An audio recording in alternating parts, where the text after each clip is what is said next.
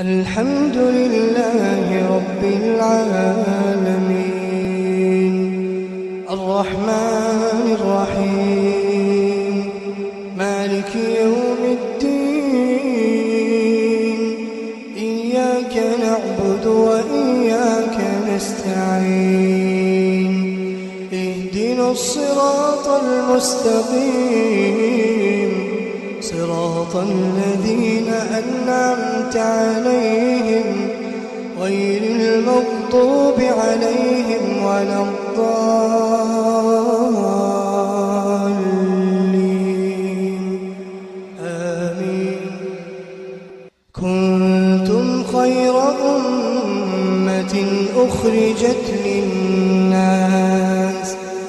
تأمرون بالمعروف وتنهون عن المنكر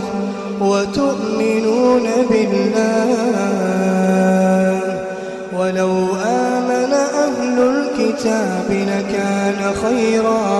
لكان خيرا لهم منهم المؤمنون وأكثرهم الفاسقون لن يضروكم إلا أذى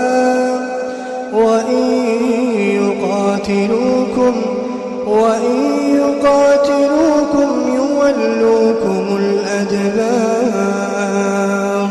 ثم لا ينصرون ضربت عليهم الذلة أينما ثقفوا إلا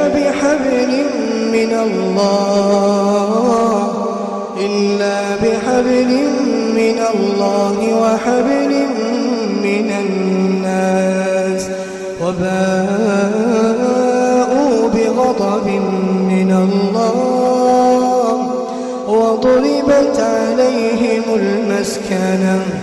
ذلك بأنهم كانوا يكفرون بآيات الله ويقتلون الأنبياء